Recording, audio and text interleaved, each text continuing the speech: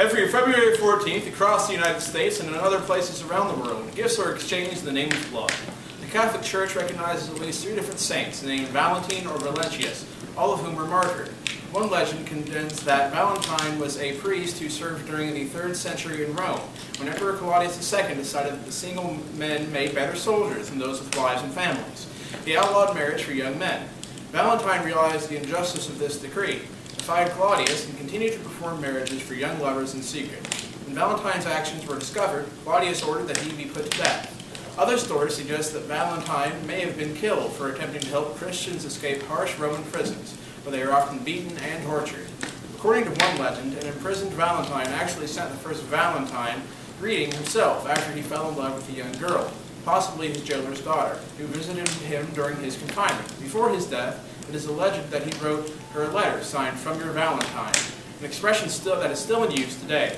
While some believe that Valentine's Day is celebrated in the middle of February to commemorate the anniversary of Valentine's death and burial, which has probably occurred around AD 270, others claim that the Christian Church may have decided to place St. Valentine's feast day in the middle of February in an effort to Christianize the pagan celebration of Lupercalia, celebrated at the Ides of February, or February 15th. Lupercalia was a fertility festival dedicated to Faunus, the Roman god of agriculture, as well as to the Roman founders, Romulus and Remus.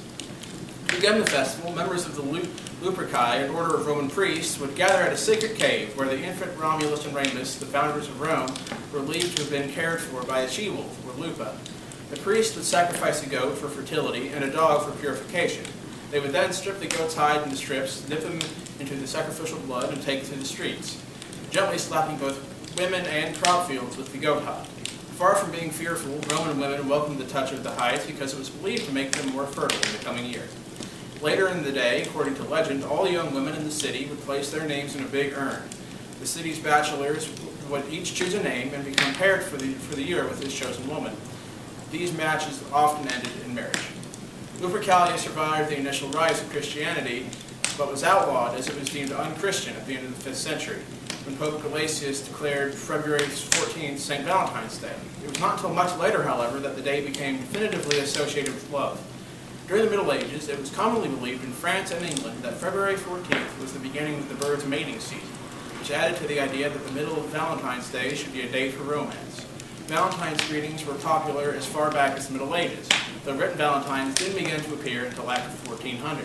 The oldest known Valentine still in existence today was a poem written in 1415 by Charles, Duke of Orleans, to his wife while he was imprisoned in the Tower of London, following his capture at the Battle of Agincourt. The greeting is now part of the manuscript collected in the British Library in London, England. Several years later, it is believed that King Henry V hired a writer named John Lydgate to compose a Valentine's note to Catherine of Valois. In addition to the United States, Valentine's Day is celebrated in Canada, Mexico, United Kingdom, France, and Australia. In Great Britain, Valentine's Day began to be popularly celebrated around the 17th century.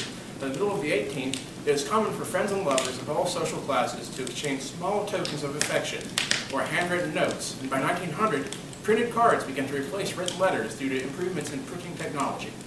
Ready-made cards were an easy way for people to express their emotions in a time when direct expressions of one's feelings were discouraged. Cheaper postage rates also contributed to an increase in the popularity of sending Valentine's Day greetings. Americans probably began exchanging handmade valentines in the early 1700s. In the 1840s, Esther A. Howland began selling the first mass-produced valentines in America. Howland, known as the mother of the Valentine, made elaborate creations with real lace, ribbon, and colorful pictures known as scrap. Today, according to the Greeting Card Association, an estimated 1 billion Valentine's Day cards are sent each year, making Valentine's Day the second largest card-sending holiday of the year. An estimated 2.6 billion cards are sent for Christmas. Women purchase approximately 85% of all Valentines.